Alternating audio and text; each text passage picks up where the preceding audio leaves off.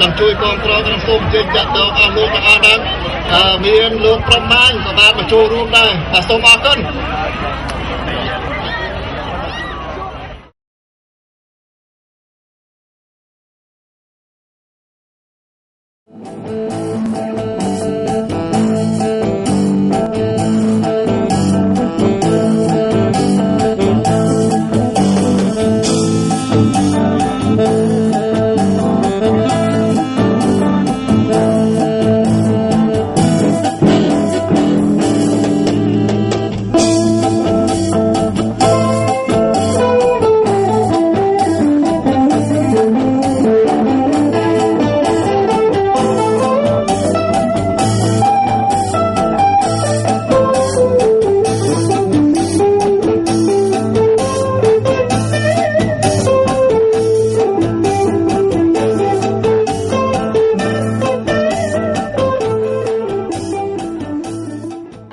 ជាបឋមនេះខ្ញុំបាទសូម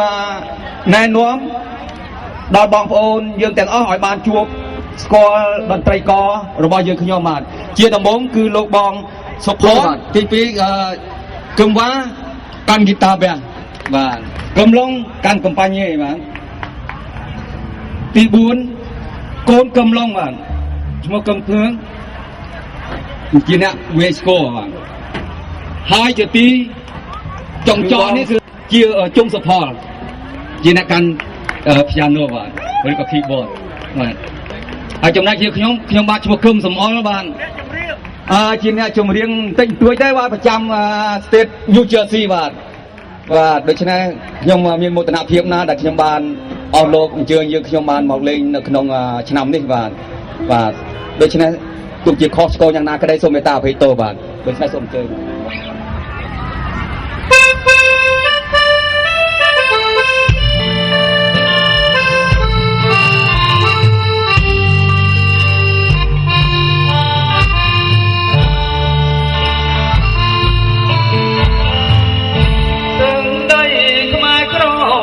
កំណត់ខ្ញុំនឹកឡើងខ្ញុំយំព្រោះអាណិតអ្នកមិនគួរអាព្រមគំអំប្លាញ់ជាប់នាងច្រវាក់ដោយដៃជា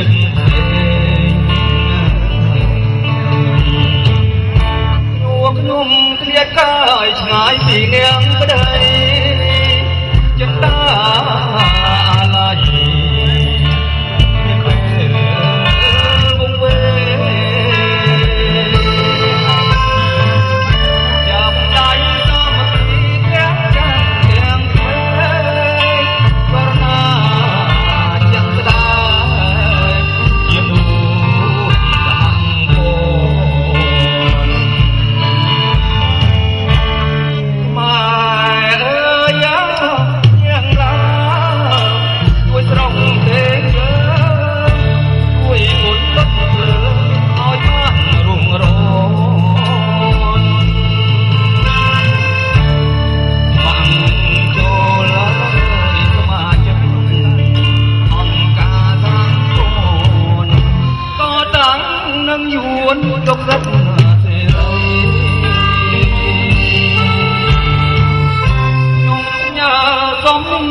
ទៅត្រង់កងសន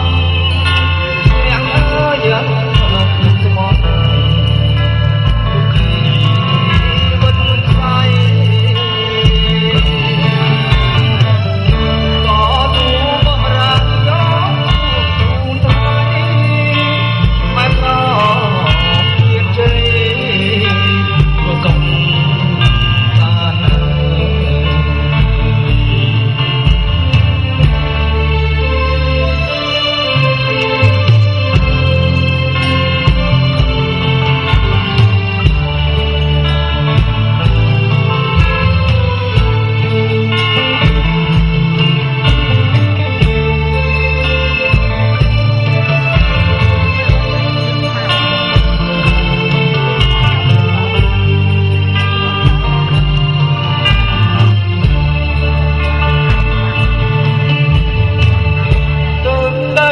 ម៉ែក្រងស្រុកកំណើតខ្ញុំ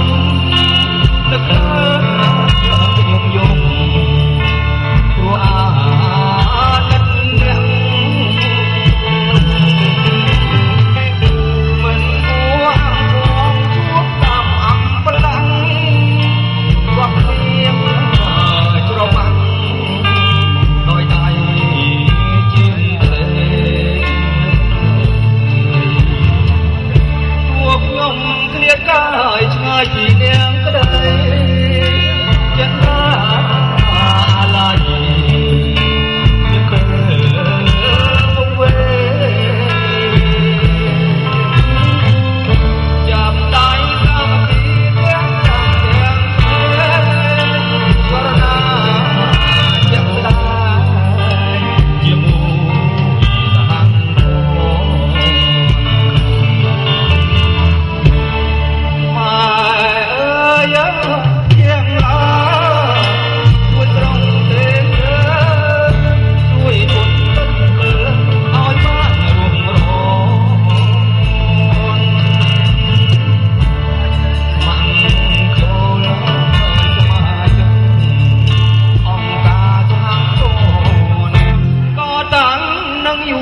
យកសឹកសេរីខ្ញុំផ្ញើសំនៀងទៅត្រង់កងសនអ្នកឃើញស្បន់ដូចជាវិតស្ដាយក៏ទូក៏ប្រាំដល់ជួបស្ដាយមិនប្រជាតិជើ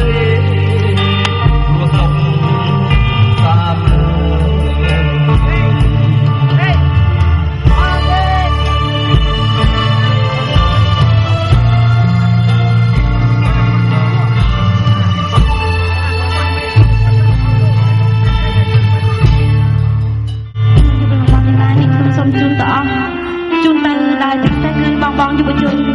សមរភូមិជាមកដល់នៅខ្មែរយើងកັບថ្ងៃនេះជាផ្សាយភាសាព្រះវិហារតែម្ដងចា៎សូមជូនពរដល់បងទាំងអស់ឆ្ពោះទៅរកសេរីភាពជូនដល់ប្រទេសជាតិរបស់យើងទាំងអស់គ្នាចា៎សូមអរគុណប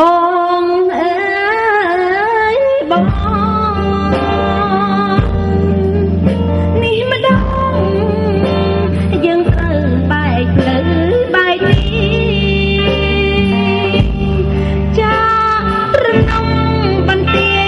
ចម្រុំទៅលើគិរីទុកញ័រញីស្ពាយលីសែងម្នាក់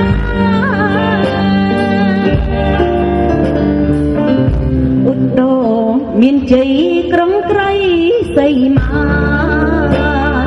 នុងគិរីបបតានា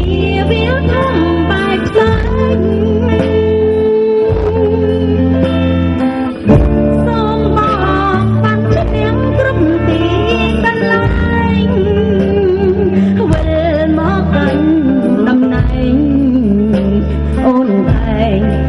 ចាំមើ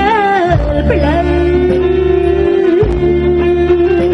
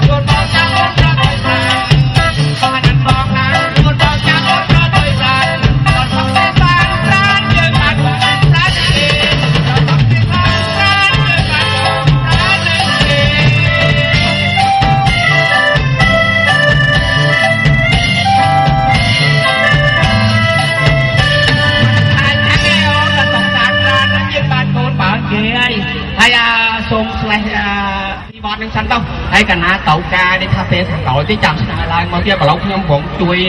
លោកឲ្យវ៉ាន់ឲ្យសង្គមហ្នឹងណ៎អញ្ចឹងគេតៅការរបស់ខ្ញុំនេះបាទអញ្ចឹងអរគុណលោកលីអងហើយមកពីញូវយ៉កបាទប៉ុន្តែមកមិនឲ្យខកទេឲ្យសុខសប្បាយទេចានេះខ្ញុំសូមជម្រាបសួរបងប្អូនទាំងកម្មវិធីឆ្នាំហ្នឹងគឺយើងធ្វើលើកទី2ហើយប្រៀបធៀបមើលតើដូចជាតាប្រៀបធៀបពីឆ្នាំទៅឆ្នាំហ្នឹងមើលវាខុសគ្នាយ៉ាងណាខ្លះដែរចាពីឆ្នាំមុនឃើញថាមានបងប្អូនគាត់អញ្ជើញចូលរួមដែរប៉ុន្តែអត់ស្មើនឹងឆ្នាំនេះទេចាព្រោះឆ្នាំនេះឃើញកកជាឆ្នាំមុនចាហើយមានទឹកមុខសប្បាយរីករាយណាពីព្រោះជាងខ្ញុំគិតថាប្រហែលជាឆ្នាំមុនពួកគាត់អត់ទៅបានដឹងហើយឆ្នាំនេះពួកគាត់បានដឹងទាំងអស់គ្នាក៏បានអញ្ជើញមកចូលរួមកាន់តែច្រើនហើយសប្បាយរីករាយទាំងអស់គ្នាប៉ុន្តែពេលដែលនាងខ្ញុំសម្លឹងឃើញទៅពួកគាត់សប្បាយរីករាយដោយដូចថាកកយ៉ាងនេះនាងខ្ញុំរំភើបណាស់ប៉ុន្តែការរំភើបនាងខ្ញុំហ្នឹងក៏នាងខ្ញុំបាននឹកឃើញទៅដល់បងប្អូនខ្មែរកម្ពុជាក្រោមតែរស់នៅលើទឹកដីកម្ពុជាក្រោមដែលគាត់មិនបានមានសិទ្ធិសេរីភាពស្មើនឹងបងប្អូនខ្មែរយើងដែលរស់នៅប្រទេសកាណាដាក្តីអាមេរិកក្តីចាស់ដូចថាយើងរស់នៅលើប្រទេសកាណាដាក្តីអាមេរិកក្តីមិនមែនជាទឹកដីកំណើតរបស់ខ្លួនទេប៉ុន្តែយើងមានសិទ្ធិសេរីភាពពេញលេញចាបងប្អូនខ្មែរកម្ពុជាក្រោមគាត់រស់នៅលើទឹកដីកម្ពុជាក្រោមដែលជាទឹកដីរបស់កំណើតរបស់ខ្លួនប៉ុន្តែពួកគាត់អត់បានទទួលសិទ្ធិសេរីភាពស្មើនឹងយើងដែលរស់នៅលើទឹកដីរបស់អ្នកទឹកដីដែលជាទឹកដីមិនមែនជាទឹកដីកំណើតរបស់ខ្លួនចានាងខ្ញុំនិយាយទៅគឺខ្នប់ខ្លួនណាចាដូចថាសប្បាយតែនាងខ្ញុំអត់បានភ្លេចខ្លួនទេនាងខ្ញុំមិនដែលបានភ្លេចដល់បងប្អូនដែលគាត់កំពុងរងទុក្ខវេទនារងចាំតែបងប្អូនទាំងអស់គ្នាដែលនៅខាងក្រៅនេះទៅជួយពួកគាត់ចាបាទអញ្ចឹងអរគុណសុជាតាដែលបានធ្វើថាសប្បាយប៉ុណ្ណឹងប៉ុន្តែបើយើងប្រៀបធៀបមកបងប្អូនយើងក្លៀកពាក់ស្អាតហើយដូចថាមានលក់ដោយវ៉ាន់នឹងគ្រប់ដូចថាគ្រឿងបរិភោគនឹងដូចមិនខ្វះហើយមានឡានចតនឹងពេញនឹងក៏អត់ខ្វះទៀតដូច្នេះមនោសញ្ចេតនាយើងនឹកដល់បងប្អូនរបស់យើងទាំងនៅកម្ពុជាទាំងនៅកម្ពុជាក្រោមនឹងគឺថាយើងក៏យើងធ្វើអត្ថបាយព្រឹកមិញថាកម្ពុជាក្រោមយួនលេបមែនប៉ុន្តែការលេបរបស់យួនកំពុងតែស្លាក់ហើយធ្វើតែគួតមកវិញដោយ logo របស់សហព័ន្ធរាហូចាប់ច័ន្ទអញ្ចឹងហើយចំណែកនៅស្រុកខ្មែរយើងហ្នឹងគឺថាវៀតណាមមកពេញហ្នឹងគឺថាខុសពីគេហៅថាអន្តរប្រវេសន៍ខុសច្បាប់ហើយក៏ដីសម្បត្តិរបស់រាជរដ្ឋាភិបាលយើងក៏ច្រើនសែននៃការហ្នឹងគឺថាយើងកំពុងតែព្រួយបារម្ភប៉ុន្តែហ្នឹងទុកឲ្យរាជរដ្ឋាភិបាលក៏ដោះស្រាយតាមតែគាត់ទៅហើយយើងនៅខ្មែរនៅក្រៅប្រទេសទាំងអស់ហើយនៅក្រៅមាតុភូមិហើយនៅខ្មែរនៅក្នុងមាតុភូមិរបស់យើងទាំងកម្ពុជាក្រោមគឺថាក្នុងអនាគតនេះយើងរួមគ្នាយើងសាមគ្គីគ្នាហើយយើងធ្វើដំណើរជួបទៅកាន់ទឹកដីរបស់យើងកម្ពុជាក្រោមហ្នឹងហើយយើងនឹងរួមគ្នាយើងនឹងសាងប្រទេសមួយឲ្យល្អដូចកាណាដាដូចសហរដ្ឋអាមេរិកដូចអូស្ត្រាលីដូចបារាំងចឹងមែនទេសុខចិត្តតាចា៎នាងខ្ញុំសង្ឃឹមចិត្តចា៎ហើយនាងខ្ញុំក៏មានចម្ងល់មួយដែរបាននាងខ្ញុំបានចូលរួមនៅក្នុងកម្មវិធីនេះកម្មវិធីដាក់ឈ្មោះថាទំពាំងស្នងឫស្សីនាងខ្ញុំចង់ដឹងថាឲ្យបងសុភ័ណ្ឌនឹងជួយបកស្រាយថាតើបងសុភ័ណ្ឌដែលជាគណៈកម្មការរៀបចំតលនឹងរៀបចំកម្មវិធីនេះឡើងមានគោលបំណងអ្វីដែរចា៎បាទអរគុណសុជាតាទំពាំងក្នុងឫស្សីបានន័យថាទំពាំងកើតពីឫស្សីអាស័យបង្កើតទំពាំងហើយទំពាំងនឹងបង្កើតអាស័យវិញដូច្នេះយុវជនយុវនារីដែលជំនាន់ក្រោយជំនាន់ដែលខ្ញុំជំនាន់សុជាតានឹងកាន់តែកើនយុគទៅបានកូនទំពាំងនឹងលូតលាស់ឡើងគឺថនគឺបន្តតំណែងបន្តមុខងាររបស់យើងបានថាទំពាំងក្នុងឫស្សីគឺថាធ្វើកិច្ចការបម្រើជាតិជំនួសពួកយើងម្ដងវិញចំណុចណាបាទនឹងហៅថាទំពាំងក្នុងឫស្សីបាទចានាងខ្ញុំសង្ឃឹមថាកូនក្មេងជំនាន់ក្រោយដូចជាជំនាន់នាងខ្ញុំឬក៏ក្រោយនាងខ្ញុំអញ្ចឹងចាជួយថែរក្សាជាតិយើងឲ្យបានគង់វង្សចាបាទអរគុណ